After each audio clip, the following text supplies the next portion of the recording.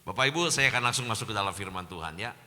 Nah, saya mau sharingkan dengan Bapak Ibu tentang sebuah tema firman Tuhan yang saya melihat, kenapa saya angkat ini, karena saya melihat sebuah fenomena Bapak Ibu yang ada di dalam kehidupan berjemaat Tuhan. Terlebih dalam kaitannya dalam kehidupan bergereja. Ya, fenomena ini muncul ketika di zaman pandemi, bahkan pada pasca pandemi sekalipun sampai hari ini. Fenomena ini terus masih ada Bapak Ibu. Yaitu fenomena yang dimana saya sebut gini, terjadinya migrasi dari jemaat Tuhan, dari satu gereja ke gereja lain. Ya, kita bisa melihat Bapak Ibu ya, mungkin GBI Lembang pun juga merasakan hal yang sama.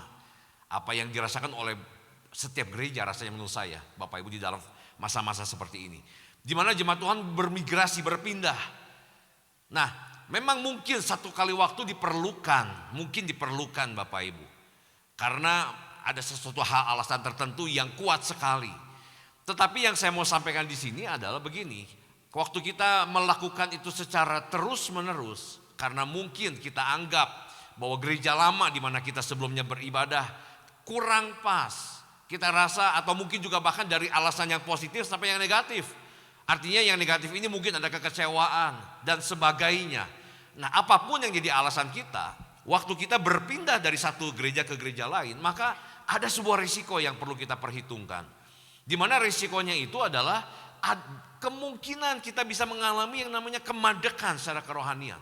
Atau bahkan bisa sampai yang namanya mati secara rohani Bapak Ibu. Bapak Ibu lihat saja tanaman Bapak Ibu ya. Kalau mungkin yang suka dengan tanaman, maka tanaman ini punya perilaku ketika dia dipindah-pindahkan karena dianggap oleh kita sebagai pemiliknya, oh rasanya kurang pas tempatnya di sini.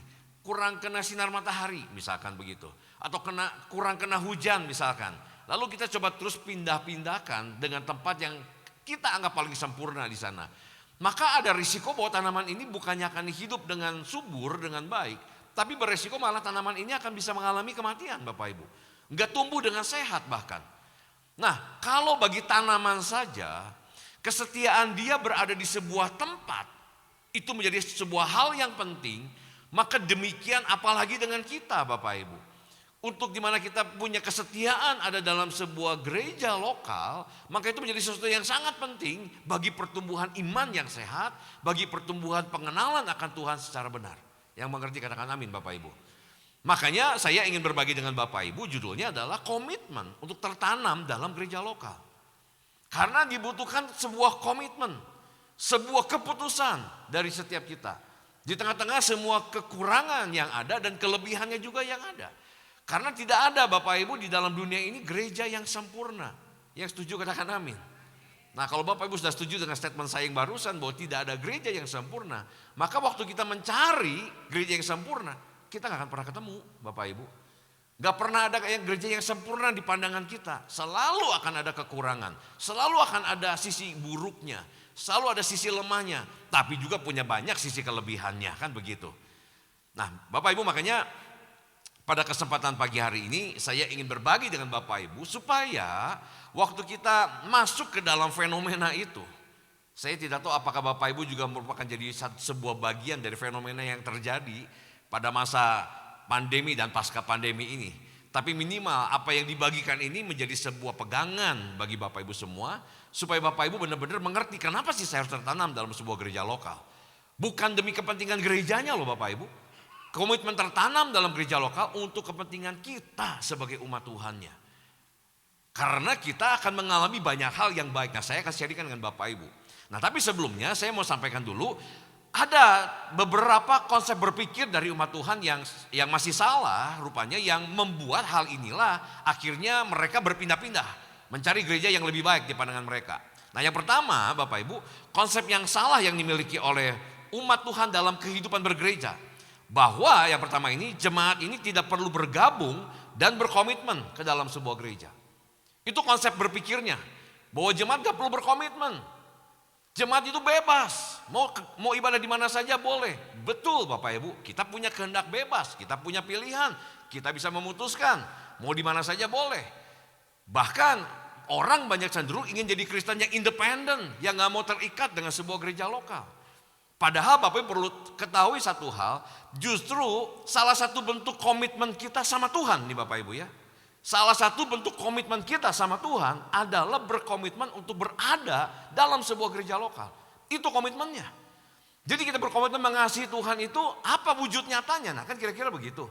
Wujud nyatanya adalah kita bukan cuma sekedar mencari tempat beribadah, tapi kita berkomitmen pada tempat ibadah di mana kita ada di sana. Tertanam dalam gereja lokal itu. Nah, makna kebebasan yang dipercayai sama orang adalah begini Bapak Ibu. Ya karena namanya juga bebas, artinya saya bebas melakukan apapun yang saya kehendaki. Apakah betul itu makna kebebasan yang sebenarnya? Nah ini konteksnya bukan cuma sekedar dalam bergereja saja, tapi ini perlu dalam arti luas Bapak Ibu. Apakah kebebasan seperti itu? Kita bebas melakukan apa saja yang kita kehendaki. Bagi saya Bapak Ibu, kalau kita memaknai bebas seperti tadi, sebetulnya bukan bebas. Sebetulnya kita sedang jadi budak dari keinginan kita. Karena apapun yang jadi keinginan kita, kita ikuti, kan begitu. Seringkali keinginan kita juga membawa kita kepada hidup yang salah, kan begitu. Nah justru makna kebebasan yang sebenarnya, ini ada seorang pendeta pengkhotbah dari Amerika namanya Bill Gothard Bapak Ibu. Dia berkata gini, kebebasan bukanlah hak untuk melakukan apa yang saya mau. Jadi kebebasan itu bukan hanya punya hak, saya pengen apa saya lakukan. Bukan itu kebebasan. Melainkan sebuah kekuatan atau kedisiplinan untuk melakukan apa yang seharusnya kita lakukan. Masalahnya yang seharusnya kita lakukan belum tentu kita ingin lakukan, kan begitu. Tapi orang yang mengerti kebebasan yang bertanggung jawab yang sebenarnya adalah begini, waktu dia tahu apa yang harus dia lakukan, itu dia akan kerjakan. Sekalipun mungkin hatinya gak menginginkan. Bisa paham Bapak Ibu? Termasuk berkomitmen dalam sebuah gereja lokal. Karena tadi saya sudah bilang, salah satu wujud nyata bentuk kasih kita kepada Tuhan, bentuk komitmen kita kepada Tuhan adalah dengan berkomitmen ada dalam sebuah gereja lokal Bapak Ibu. Supaya kita punya kesempatan bertumbuh dengan sehat, dengan baik. Tuhan punya tujuan ke Bapak Ibu supaya kita tertanam dalam sebuah gereja lokal itu. Nah kemudian konsep berpikir yang salah yang kedua, bahwa gereja adalah tempat orang-orang sempurna. Itu sebabnya banyak orang yang berpikir, saya belum sempurna, saya belum baik, saya masih banyak salah, saya masih banyak melakukan dosa. Akhirnya itu bukan tempat yang tepat buat saya. Akhirnya itulah membuat orang jadi gak bisa berkomitmen. Bahkan beribadah saja pun juga menjadi jarang. Padahal kita bilang, janganlah kamu menjauhkan diri dari pertemuan-pertemuan ibadah, kan begitu. Nah tapi ketika orang berpikir bahwa gereja hanyalah tempat orang-orang sempurna, itu menjadi sebuah konsep berpikir yang sangat-sangat keliru. Saya bukan cuma sekedar bilang keliru, tapi sangat-sangat keliru Bapak Ibu.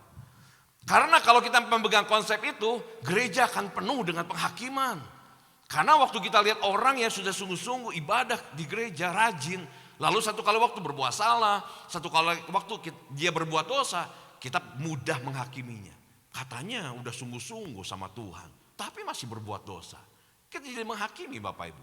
Apalagi kalau kita lihat seorang pelayan Tuhan yang sudah melayani, lihat pemimpin rohani yang memimpin gereja, lalu dia berbuat salah, akan mudah sekali menghakimi.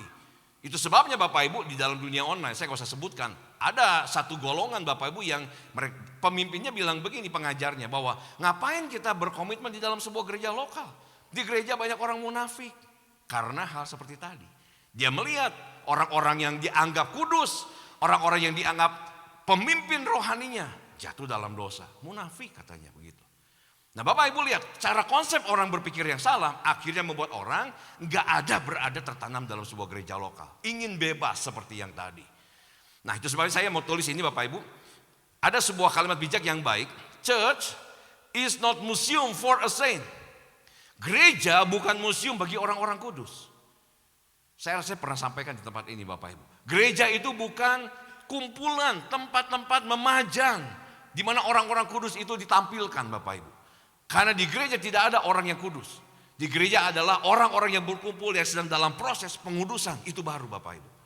Artinya di gereja orang-orang itu sedang bertumbuh menuju kesempurnaannya. Bukan orang-orang yang sudah sempurna. Gereja itu dikatakan lagi, but hospital for a sinner.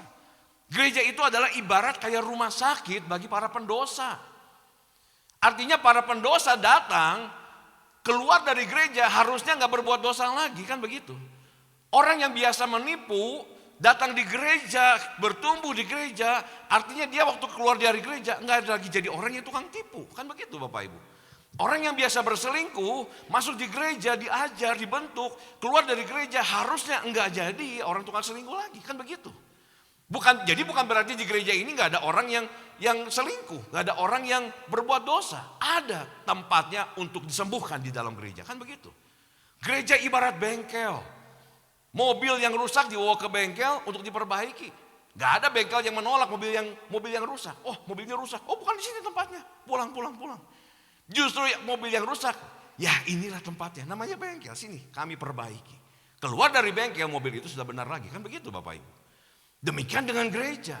Orang-orang yang rusak mentalnya, karakternya, datang di gereja tempat yang tepat. Daripada datangnya ke diskotik Bapak Ibu.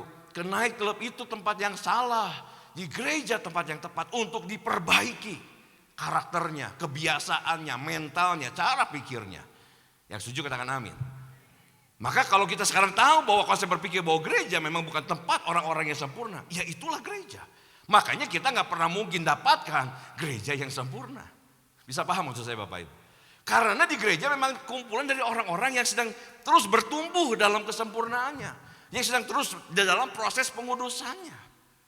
Nah kemudian yang ketiga, bahwa gereja merupakan tempat untuk kita dilayani. Itu konsep berpikir yang salah. Karena kita berpikir untuk dilayani, makanya gak heran banyak jemaat yang hanya datang sebagai simpatisan. Hanya penonton Bapak Ibu. Pasif, bukan jemaat yang aktif. Itu sebabnya Yesus sendiri pun juga datang memberi contoh. Aku datang kata Tuhan Yesus bukan untuk dilayani, tapi untuk melayani. Harusnya gereja meneladani hal itu Bapak Ibu. Meneladani pribadi Yesus. Yang datang pun untuk melayani, bukan untuk dilayani. Makanya harusnya kita, komitmennya tertanam dalam sebuah gereja lokal. Tidak seharusnya kita selama-lamanya dari awal kita masuk sampai nanti kita menutup mata sepanjang umur hidup artinya. Kita hanya jadi seorang yang menonton saja di dalam gereja. Tapi kita harusnya berkontribusi secara aktif. Namanya juga tertanam, terlibat di dalamnya. Sehingga waktu Bapak Ibu terlibat di dalamnya, kita akan bisa punya pertumbuhan rohani yang sehat dan cepat Bapak Ibu. Dari pengalaman saya sih Bapak Ibu ya, saya melihat dan saya juga merasakan orang-orang yang terlibat di dalam pelayanan itu punya potensi pertumbuhan iman, kerohanian yang lebih cepat dibandingkan dengan mereka yang tidak melayani. Yang mengerti katakan amin. Yang amin berarti siap melayani. Pak Jajang bisa catat tuh orang-orang yang bilang amin tadi Pak. Berarti siap melayani itu Pak. Dan memang harus begitu. Orang-orang jemaat Tuhan itu harus terlibat aktif, mengambil bagian. Tapi nanti saya di bagian akhir saya akan jelaskan lebih lagi. Sekarang mari kita langsung masuk saja Bapak Ibu. Alasan-alasan mengapa bahwa Tuhan itu mau bahwa setiap kita anak-anaknya ini tertanam dalam gereja lokal. Nah alasan ini yang perlu Bapak Ibu pahami. Sehingga karena ada alasan ini, itulah sebabnya saya Bapak Ibu harus bilang, saya harus tertanam dan berkomitmen di dalam gereja lokal di mana saya ada.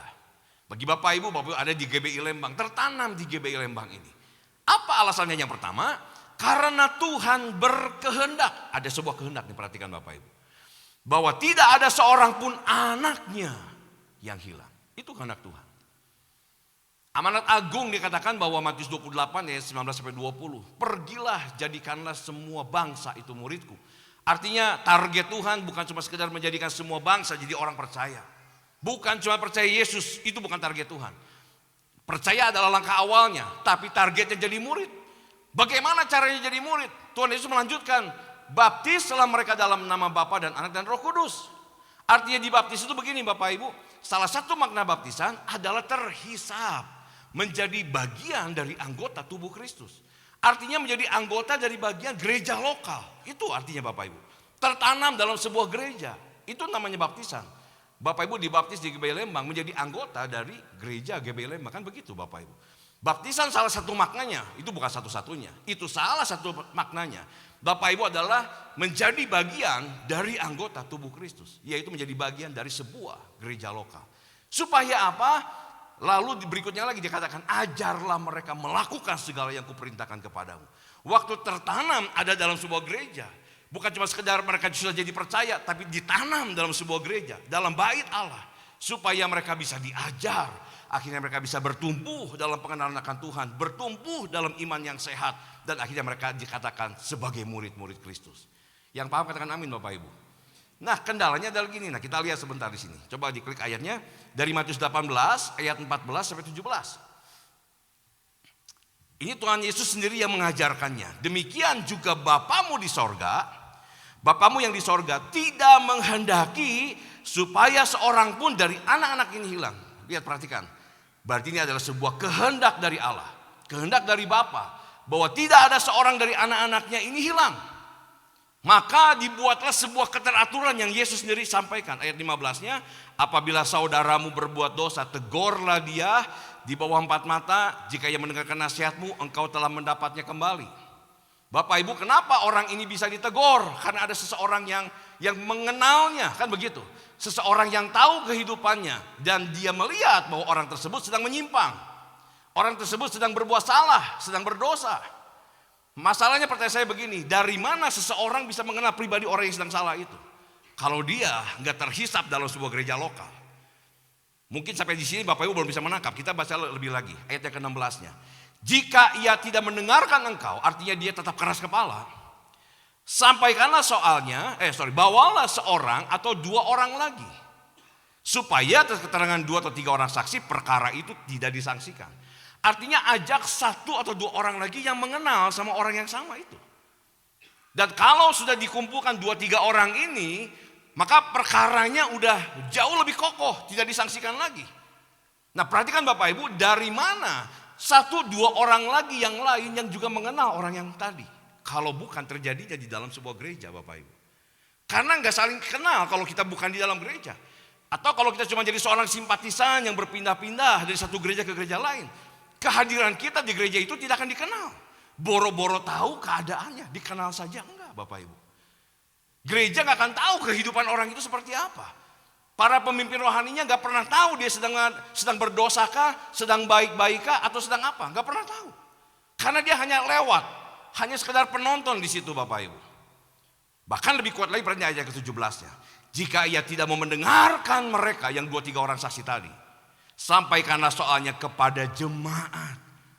Ini keteraturan ini hanya bisa dilakukan di dalam gereja, bukankah Bapak Ibu? Disampaikan kepada jemaat, kalau bukan gereja siapa yang dikatakan jemaat itu? Masyarakat? Kan bukan Bapak Ibu. Kepada jemaat orang-orang lain yang lebih banyak, kalau tadi hanya 2-3 orang, sekarang orang yang lebih banyak yang mengenal pribadinya. Nah, keteraturan ini Tuhan buat hanya bisa dikerjakan di dalam sebuah yang namanya bait Allah atau komunitas di dalam orang-orang percaya, yaitu gereja lokal Bapak Ibu. Karena di gereja lokal ini ada kesempatan untuk bisa saling mengenali satu sama lain. Bahkan untuk konteks jemaat yang mungkin lebih banyak seperti ini Bapak Ibu ya, di ibadah GBI Lembang, mungkin ada lebih baiknya. Itu adalah Bapak Ibu terhisap pula di dalam kelompok-kelompok sel yang jauh lebih kecil lagi. Ya di sini kan ada ada banyak di GBI Lembang ini. Bapak Ibu terhisap di dalam kul itu. Maka di dalam kul kita bisa lebih dikenal dan bisa lebih mengenal satu sama lain. Yang mengerti katakan amin Bapak Ibu. Di gereja mungkin masih kita ada saling tidak kenalnya. Tapi di kelompok sel kita pasti akan dikenal dan kita bisa mengenal. Tujuannya apa sih Bapak Ibu? Saling dikenal dan mengenal ini karena supaya hal yang tadi terjadi. Kalau ada yang lagi salah, ada yang lagi mundur kerohaniannya, ada yang lagi menyimpang jalannya, ada yang sedang berbuat dosa, ada yang sedang mengalami kelemahan dalam imannya. Maka ada orang yang mengenalnya yang bisa mendeteksinya Bapak Ibu. Supaya hal itu terjadi, kenapa hal itu bisa dilakukan, dikerjakan oleh orang-orang yang mengenal mereka? Supaya tidak ada seorang pun dari anak Tuhan ini yang hilang. Bapak Ibu, akibat dosa lah, jalan yang menyimpang lah, iman yang lagi lemah lah karena tekanan keadaan yang berat. Dan segala sesuatunya yang sedang menggerus iman Bapak Ibu. Kalau gak ada yang perhatikan, kalau gak ada yang nopang di sekitarnya, maka waktu berjalan terus, orang ini akan bisa mengalami degradasi terus, kemerosotan dan terhilang Bapak Ibu. Betul gak? Tapi hal ini bisa ditahan. Hal ini bisa sampai dihindarkan Bapak Ibu. Bahaya risikonya ketika ada orang-orang di sekitarnya yang saling mengingatkan dan menguatkan dan menasehati. Betul Bapak Ibu. Itu hanya bisa dikerjakan di dalam gereja. Orang yang sedang mengalami dosa, berbuat dosa dan gak ada yang ingetin, dia bisa terhilang tuh Bapak Ibu. Gak akan datang ke gereja lagi. Bahkan bukan cuma sekedar gak datang ke gereja lagi, gak pernah mencari Tuhan lagi juga. Jadi para pemimpin rohani yang ada di sebuah gereja lokal, para pemimpin rohani yang ada di sebuah kelompok sel, itu artinya menjadi tudung rohani bagi semua umatnya. Yang mengerti katakan amin. Nah maka dari itu ada pesan yang harus kita tahu dari Alkitab Bapak Ibu, dari Tuhan, tentang bagaimana sikap kita sebagai jemaat. Bagaimana sikap kita sebagai para pelayan Tuhan, di mana di atas kita ini ada para pemimpin rohaninya yang bertugas, berperan, yang dikasih tanggung jawab sama Tuhan sebagai tudung rohani atas kita. Nah perhatikan ini. Dari Ibrani 13 ayat 17 bagian A-nya saja. Taatilah pemimpin-pemimpinmu dan tunduklah kepada mereka. Sebab mereka, artinya para pemimpin rohani tadi, berjaga-jaga atas jiwamu sebagai orang-orang yang harus bertanggung jawab atasnya. Wow, jadi Pak Jajang sebagai gembala ini punya tanggung jawab besar loh Bapak Ibu. Bapak Ibu harus topang Pak Jajang sebagai gembala. Karena dia punya tanggung jawab besar yang Tuhan percayakan kepada beliau. Karena tugas beliaunya adalah sebagai penjaga di sana. Berjaga-jaga atas jiwa-jiwa dari umat yang dipercayakan kepadanya. Para pemimpin di KUL, saya juga bilang hal yang sama. Bapak dan Ibu sebagai pengurus di KUL, sebagai penilikah, Bapak Ibu juga adalah orang yang diberikan tanggung jawab sebagai tudung rohani di sana. Bapak Ibu dikasih tugas untuk berjaga-jaga atas jiwa itu sebab kita yang bertanggung jawab atasnya. Tapi bagian kita orang-orang yang punya pemimpin rohani seperti tadi itu, kita perlu mentaati dan tunduk. Sebab apa yang mereka perintahkan, apa yang mereka nasihatkan, tidak mungkin akan mencelakakan Bapak Ibu. Yang paham katakan amin. Belum semuanya yang paham katakan amin. Berarti yang amin siap untuk taat dan tunduk. Ya Bapak Ibu ya. Nah sekarang juga pesan yang seimbang. Jadi tadi pesan kepada orang yang di bawah tudung rohani. Nah sekarang pesan bagi para tudung rohaninya. Bagi para pemimpin rohaninya. Coba diklikkan. Nah perhatikan ini. Pesan bagi para pemimpin rohani dari Kisah Para Rasul 20-28. Ayat ini sangat merema sekali buat saya Bapak Ibu. Ayat ini sangat menegur sekali buat saya. Dia katakan gini, karena itu jagalah dirimu dan jagalah seluruh kawanan. Jadi yang ditugaskan sama Tuhan kepada para pemimpin rohani bukan cuma sekedar menjaga dirinya saja. Dirinya juga harus dijaga. Tapi juga jagalah seluruh kawanan, artinya seluruh orang-orang yang dipercayakan tadi. Yang diberi tanggung jawabnya kepada kita. Karena kamulah yang ditetapkan Roh Kudus menjadi penilik untuk menggembalakan jemaat Allah yang diperolehnya dengan darah anaknya sendiri. Wah kalimat itu sangat kuat sekali Bapak Ibu. Karena kamulah, karena kita lah nih para pemimpin rohani ini Bapak Ibu. Yang ditetapkan, bayangkan Bapak Ibu. Sudah ditetapkan sama Roh Kudus sendiri menjadi penilik. Penilik itu penatua jemaat. Penilik ini adalah para pemimpin rohani. Untuk apa? Untuk menggembalakan. Jelas ini berarti berbicara untuk para pemimpin rohani. Untuk menggembalakan jemaat Allah yang diperolehnya bukan dengan barang yang murah. Harganya mahal. Tebusan Bapak Ibu itu mahal sekali yang sudah Tuhan bayar. Bukan emas, bukan perak yang harganya. Tapi darah anak domba Allah Bapak Ibu. Tebusannya mahal kita ini semua. Makanya jiwa-jiwa yang mahal ini yang sudah dibayar mahal sama Tuhan untuk ditebus dari dosa, itu dititipkan, dipercayakan kepada para pemimpin rohani yang tadi, para penilik tadi, para penatua jemaat, para pemimpin rohani. Artinya begini, para pemimpin rohani punya tanggung jawab sebagai penjaga. Penjaga itu artinya gini, kalau dia nangkap sesuatu dari Tuhan untuk disampaikan, karena kalau nggak disampaikan akan ada bahaya, misalkan begitu Bapak Ibu. Maka penjaga ini harus ngomong, menyuarakan suara Tuhan, sampaikan. Dan urusan orang itu mau ikut, mau percaya atau tidak, itu bukan urusan para pemimpin rohaninya lagi. Dia sampaikan dengan hati yang tulus, dengan hati yang mengasihi. Mengajak mereka untuk melakukan apa yang menjadi perintah dari Tuhan itu. Itu sikapnya penjaga. Kalau lihat ada yang salah, dia harus suarakan suara Tuhan supaya ditarik kembali. Supaya jangan terus dia jalan menyimpang dan akhirnya dia semakin jauh simpangannya. Bisa paham Bapak Ibu? Dan semua itu hanya bisa dikerjakan kalau hanya ada di dalam gereja Bapak Ibu. Itu orang yang nggak tertanam dalam gereja lokal tidak ada tudung rohaninya. Bisa paham ya Bapak Ibu ya? Jadi kenapa sih Tuhan mau orang-orang tertanam berkomitmen dalam gereja lokal karena Tuhan punya kehendak. Supaya jangan ada seorang anaknya yang terhilang karena sudah ditebus dengan mahal. Bapak Ibu gak bisa jadi The Lone Ranger, Bapak Ibu istilahnya gitu. Ada film The Lone Ranger bisa berkelana sendiri seolah-olah kayak superhero gitu kan. Realita hidup gak bisa begitu. Kita ini makhluk bukan individual, kita ini makhluk sosial Bapak Ibu. Kita butuh orang-orang di sekitar kita kayak tadi tuh. Ada yang ditegur di bawah 4 mata, berarti ada orang yang ikut memperhatikan hidupnya. Kalau belum bisa kena, ajak 1-2 orang lagi. Sehingga dengan 2-3 orang ini perkaranya jadi nggak diragukan lagi. Kalau juga tidak bisa, hadapkan kepada orang yang lebih banyak yang mengenal dia, itu kepada jemaat. Itu konteksnya hanya ada di dalam kehidupan bergereja. Itu alasan yang pertama. Alasan yang kedua Bapak Ibu, mengapa Tuhan ingin kita tertanam, berkomitmen tertanam dalam gereja lokal? Karena gereja adalah keluarga Allah. Gereja GBI Lembang adalah keluarga Allah. Bapak Ibu berarti jadi anggota dari GBI Lembang ini, berarti jadi anggota dari keluarga Allah. Nah ayatnya perhatikan dari Efesus 2 ayat 19, demikianlah kamu bukan lagi orang-orang asing dan pendatang. Kita semua di sini bukan orang asing. Kita bukan pendatang, bukan penonton, bukan simpatisan Bapak Ibu. Melainkan kawan sewarga dari orang-orang kudus. Artinya bagian dari orang-orang kudus dan anggota-anggota keluarga Allah. Yang mengerti bahwa dirinya di sini sebagai anggota keluarga Allah, boleh katakan amin. Bapak Ibu adalah bagian dari anggota keluarga Allah. Seperti seorang bayi Bapak Ibu yang lahir ke dalam dunia ini. Tidak ada seorang bayi yang lahir ke dalam dunia ini yang bukan menjadi bagian dari sebuah keluarga jasmani. Betul gak Bapak Ibu? Setiap pribadi bayi yang lahir pasti menjadi anggota bagian dari sebuah keluarga jasmani. Artinya dia membutuhkan orang-orangnya, orang-orang lain di sekitarnya. Bayi belum bisa cari makan sendiri, bahkan belum bisa makan sendiri. Bayi juga gak bisa menjaga dirinya sendiri. Bayi juga gak bisa untuk bertumbuh dengan sendirinya Bapak Ibu. Harus ada orang-orang di sekitarnya yang merawatnya, yang memberinya makan, yang menjaga dan melindungi dan seterusnya. Sama Bapak Ibu.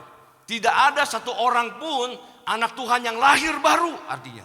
Yang tidak terhisap dalam keluarga Allah. Harusnya setiap orang yang lahir baru dia berada di dalam menjadi anggota bagian dari keluarga Allah. Sebagai anggota keluarga Allah. Harusnya begitu. Makanya menjadi sebuah kontradiksi Bapak Ibu. Kalau umat Tuhan ada tapi tidak menjadi bagian dari anggota keluarga Allah. Kontradiksi kan dengan pengertian yang pemahaman yang tadi saya sampaikan. Betul ya Bapak Ibu ya. Nah maka dari itu penting sekali untuk setiap kita sebagai umat percaya memahami tentang pentingnya bagaimana kita menjadi anggota dari sebuah keluarga Allah. Karena kalau kita gak mau melihat kepentingan itu Bapak Ibu, gak melihat betapa pentingnya kita menjadi anggota dari bagian keluarga Allah ini, makanya masih banyak orang yang datang ke gereja tidak menganggap gereja sebagai anggota atau tidak menganggap dirinya sebagai anggota dari bagian dari keluarga Allah dalam gereja itu. Gak heran mereka hanya datang hanya sebagai penonton saja. Gak heran kalau mereka datang hanya sekedar orang yang hanya menjadi simpatisan. Dan sifat para penonton, sifat para simpatisan pada umumnya mereka hanya bisa menilai, hanya bisa membandingkan. Oh di gereja ini kelebihannya ini, tapi kok kurangannya A, B, C, D, dan E seterusnya. Di gereja lain ini ada A, B, C, D, dan E yang lebih bagus.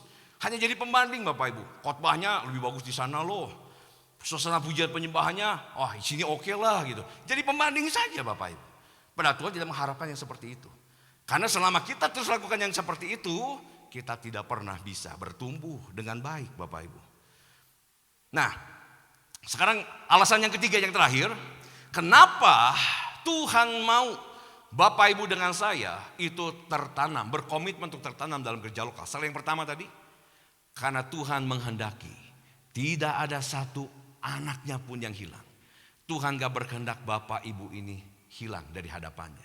Karena tergerus oleh yang namanya zaman, tergerus oleh yang namanya dosa dan kesalahan kita. Yang kedua, karena kita adalah anggota dari keluarga Allah. Yang ketiga Bapak Ibu. Yang ketiga adalah karena kita akan bertumbuh. Bapak Ibu, ayatnya aja kita langsung lihat dulu ayatnya ya. Mazmur 92 14 sampai 16. Mereka yang ditanam di bait Tuhan akan bertunas di pelataran Allah kita. Mereka yang ditanam di bait Allah artinya ada di dalam bait Allah tapi bertunas di pelataran, di halaman. Kenapa bertunasnya atau tumbuhnya itu di pelataran? Karena di pelataran itu kumpulan dari banyak orang-orang percaya di sana yang ikut beribadah di bait Allah, Bapak Ibu. Mereka hanya stay tunggu di depan. Hanya karena yang masuk ke dalam bait Allah itu adalah hanya para imam pada masa itu. Artinya orang-orang yang ditanam di bait Allah, mereka yang bertumbuh di sana, Bapak Ibu, mereka akan menjadi berkat bagi lebih banyak orang yang ada di luar. Yang mengerti katakan amin. Menjadi berdampak hidupnya karena pertumbuhannya. Nah sama, semua prinsipnya sama Bapak Ibu. Waktu semua, karena kita ini adalah bagian dari anggota tubuh Kristus. Maka pada saat semua organ tubuh kita melekat, menempel pada tubuh Kristus, pada tubuh kita nih Bapak maksud saya, maka semua organ tubuh kita ini punya kesempatan untuk bisa mengalami pertumbuhan dan perkembangan yang baik. Perkembangan yang sehat. Dari kita bayi, yang mungkin peran dan fungsinya belum maksimal, tapi dengan berkembangnya kita usia, bertambah dewasanya, maka semua peranan fungsi itu menjadi semakin lebih membaik dan maksimal. Sama artinya begitu. Selama Bapak Ibu tertanam, Bapak Ibu menjadi bagian dari anggota tubuh Kristus. Kristus adalah kepalanya, kata firman Tuhan. Kita ini adalah tubuh Kristus.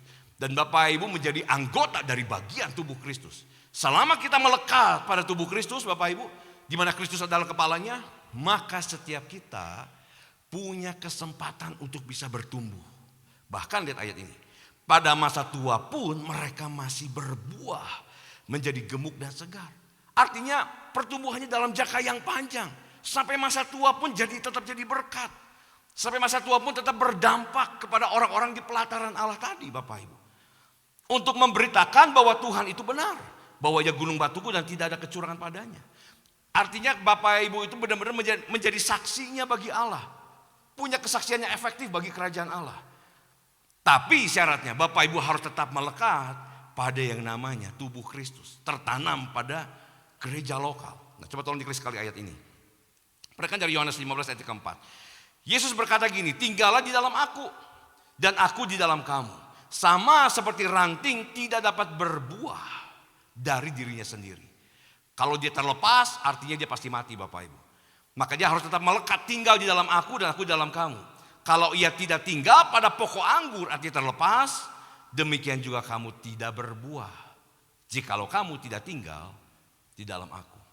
Jadi pastikan Bapak Ibu ini benar-benar ada tetap melekat pada tubuh Kristus. Sehingga peran dan fungsi kita akan terus semakin hari semakin berkembang secara maksimal. Hanya ketahui satu hal Bapak Ibu. Karena tadi saya sudah bilang dari awal, tidak ada gereja yang sempurna. Kalau begitu Pak, kategorinya apa untuk mencari gereja di mana saya bisa bertumbuh nih? Kan itu yang penting kan? Karena Bapak Ibu mau cari gereja yang sempurna kan nggak akan ada. Maka carilah gereja yang sehat. Itu Bapak Ibu. Gereja yang sehat itu banyak. Gereja yang sempurna itu nggak ada. Carilah gereja yang sehat. Artinya gereja yang mengajarkan pengajaran-pengajaran yang benar, yang sehat, yang menyehatkan, yang membuat kita bisa bertumbuh. Tertanamlah dalam sebuah gereja yang sehat yang mengajarkan tentang pengenalan kepada Allah secara benar. Nah, supaya Bapak bisa mengerti bahwa gereja yang sehat itu belum tentu selamanya itu menyenangkan hati kita. Yang mau dikatakan amin? Belumlah kayaknya. Kurang yakin ngomongnya. Gereja yang sehat itu belum tentu selalu menyenangkan hati kita. Yang mau dikatakan amin? Buktinya gini Bapak Ibu, kalau saya kaitkan dengan analogikan dengan makanan sehat aja. Apakah semua makanan sehat itu menyenangkan? Saya yakin kalau semua makanan sehat menyenangkan, kita semua di sini adalah para pemakan makanan sehat. Setuju Bapak Ibu? Seringkali kan, makanan sehat itu nggak enak dipandang pun juga. Lebih enak yang dipandangnya ini mungkin yang berlemak-lemak, kan begitu Bapak Ibu ya. Ya kan, semakin dia banyak kilauan lemaknya itu kan mungkin menarik mata kita kan begitu. Tapi kita tahu itu nggak sehat, kan begitu. Tapi kalau kita lihat sayur gitu kan, lalap-lalapan, kurang menarik di pandangan mata, tapi itu sehat. Kan begitu Bapak Ibu. Seringkali makanan sehat itu nggak enak di pandangan mata. Bahkan juga nggak enak juga di mulut kita, seringkali kan begitu. Jauh lebih enak kalau kita ngomong jujur, kategori makanannya nggak sehat. Yang kondisi makanan sehat ini secara jujur di mata nggak enak, dirasa juga mungkin kurang enak. Tapi kalau kita mau makan yang seperti tadi ini, yang dipandang kurang enak, yang dirasa juga sama kurang enak, tapi itu menyehatkan bagi pertumbuhan jasmani kita. Kan begitu. Tapi kalau kita makan yang hanya mau enak-enaknya saja, itu berpotensi menimbulkan banyak penyakit. Kan prinsipnya sama sebetulnya. Gereja yang sehat belum tentu menyenangkan selalu di hatinya kita. Ada banyak hal-hal yang justru menempa kita di sana. Banyak hal yang membentuk kita, ditegur kita di sana supaya kita berubah. Banyak hal yang membuat kita nggak nyaman. Tapi pandanglah kalau lihat, yang diajarkan adalah hal yang menyehatkan, ajaran-ajarannya. Di mana kita terus semakin bertumbuh dalam pengenalan kita akan Tuhan secara benar. Itu gereja yang sehat. Gereja sehat bukan berarti berisi orang-orang yang sempurna, nggak ada Bapak Ibu.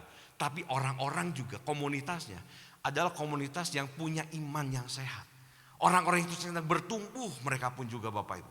Kalau Bapak Ibu lihat ciri-ciri seperti tadi, pengajarannya sehat, komunitasnya orang-orang yang sehat secara iman, bukan berarti orang-orangnya semua menyenangkan pula Bapak Ibu. Mungkin ada yang menyebalkan juga sih di situ sebetulnya.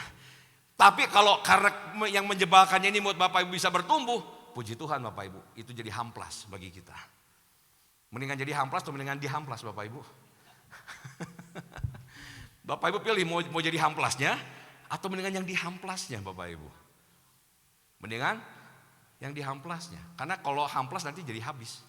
Tapi yang dihamplas makin mulus, makin bagus kan gitu. Kalau ketemu hamplas puji Tuhan, bukan saya hamplasnya dia gitu kan. Saya jadi makin bagus di sana. Kan gitu. Itu adalah komunitas yang sehat. Yang membuat Bapak Ibu bertumbuh semakin lebih sehat. Secara iman dan secara pengenalan Tuhan secara benar. Jadi saya mau dorong Bapak Ibu dengan poin yang ketiga yang terakhir ini. Saya dorong Bapak Ibu, jangan cuma sekedar jadi jemaat yang pasif di dalam bergereja. Jangan cuma sekedar jadi para penonton yang hanya bisa berkomentar tentang kehidupan bergereja. Jangan cuma sekedar jadi simpatisan yang hanya datang dan nanti pergi. Tapi mari ya Bapak Ibu, maknai betapa pentingnya kehadiran Bapak Ibu sebagai anggota dari keluarga Allah tadi. Sehingga kalau Bapak Ibu memahami, maka Bapak Ibu akan berkontribusi atau terlibat secara aktif di dalam sebuah gereja lokal. Ambil sebuah pelayanan di dalam gereja lokal Bapak Ibu. Betul, saya bilang begini bukan berarti oh ini demi kepentingannya Pak Jajang dengan tim. Bukan Bapak Ibu. Ini demi kepentingan bagi kehidupan rohani Bapak Ibu semuanya. Yang paham katakan amin Bapak Ibu. Karena tidak ada satu orang pun di muka bumi ini Bapak Ibu, anak-anak Tuhan artinya, yang tidak diperlengkapi dengan karunia sama Tuhan, gak ada. Kalau gak percaya bisa Bapak Ibu tes karunia. Gereja Pak Jajang pasti punya modulnya untuk tes karunia. Akan muncul di sana hasil kita, setiap kita pasti punya karunia tertentu. Nah karunia tertentu yang Tuhan taruh dalam hidup Bapak Ibu, itu semua tujuannya untuk melayani. Karena Yesus pun datang untuk melayani. Jadi dia memberikan contoh kepada kita dan dia memberikan karunianya, potensinya dalam diri kita untuk kita pun bisa melayani. Melayani gak harus seperti kayak ya orang yang melayani di mimbar sini, gak harus kayak saya berkhotbah. Tapi kalau memang itu adalah panggilan silahkan Bapak Ibu. Gak harus juga terlibat di dalam, maksudnya gini, oh saya harus jadi asyir, harus jadi pendoa kah. Kalau memang panggilannya di situ silahkan. Tapi melayani menurut saya sangat luas sekali dalam konteks kehidupan bergereja pun. Ini cuma beberapa contoh saja Bapak Ibu. Anggaplah kalau di sini ada dokter. Bapak Ibu mungkin gak aktif melayani sebagai WL misalkan karena kita gak punya kemampuan bernyanyi yang baik seperti WL tadi Bapak Ibu. Tapi kita dengan kemampuan kita, kepandaian yang sudah Tuhan berikan sebagai dokter, kita kan bisa jadi berkat buat jemaat yang ada di gereja. Bisa memberikan sebuah konsultasi, misalkan di akhir ibadah dibuka konsultasi kesehatan. Kan bisa, itu namanya melayani Bapak Ibu. Melayani umat Tuhan yang ada di dalam gereja. Kan begitu. Atau misalkan di sini ada orang yang ahli hukum, sarjana hukum. Atau mungkin master hukum bahkan Bapak Ibu. Nah bisa buka, kita juga bisa konsultasi secara hukum. Atau mungkin bisa membantu mereka, jemaat Tuhan yang ada di sini, yang sedang bertabrakan dengan masalah hukum. Itu namanya kita melayani pekerjaan Tuhan juga sama. Yang mengerti katakan amin Bapak Ibu. Itu hanya beberapa contoh saja. Tuhan artinya gini, bisa pakai semua karunia, kemampuan yang ada pada kita untuk terlibat melayani di sana. Memang Bapak Ibu percayalah waktu Bapak Ibu nanti terlibat dalam pelayanan, pasti Bapak Ibu akan ditempa sih di sana. Pelayanan ini akan menempa orang. Pelayanan akan membentuk orang lebih hebat Bapak Ibu. Gesekannya tajam di sana. Tapi hasilnya sepadan. Tadi yang saya bilang, statement saya tadi. Saya dari pengalaman saya melihat orang yang melayani itu punya pertumbuhan iman, pengenalan akan Tuhan, karakternya lebih cepat dibandingkan orang-orang yang tidak melayani. Jadi masih maukah Bapak Ibu terlibat dalam pelayanan? Masih ragu. Masih mau ke Bapak Ibu terlibat dalam pelayanan? Yang mau katakan amin? Pak Jajang bisa catat tuh nama-namanya tuh Pak. Nanti bisa diajakin. Tapi betul Bapak Ibu, bukan cuma sekedar supaya gereja ini penuh dengan orang-orang yang melayani, tapi supaya Bapak Ibu benar-benar bertumbuh dalam iman yang sehat dan iman yang benar. Ketika Bapak Ibu mau ambil terlibat, berkomitmen secara aktif di dalam gereja lokal ini. Baik, tolong diri sekali, inilah resumenya Bapak Ibu. Saya sudah rangkumkan, imam musik boleh siap-siap. Mengapa kita harus memiliki komitmen pada gereja lokal? Karena yang pertama, Tuhan berkehendak. Tidak ada seorang pun anaknya yang hilang. Tuhan mau semua anak-anak yang telah ditebusnya tetap bisa semakin hari semakin lebih baik.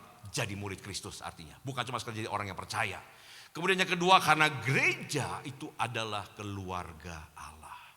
Sehingga Bapak Ibu adalah menjadi anggota dari keluarga Allah. Dan yang ketiga, karena kita akan bertumbuh. Orang yang ditanam dalam bait Allah pasti dia akan bertumbuh di pelataran. Amin Bapak Ibu. Dan Tuhan berharap hal-hal itulah yang terjadi bagi kita setiap kita sebagai anak-anaknya. Mari kita berdiri Bapak Ibu.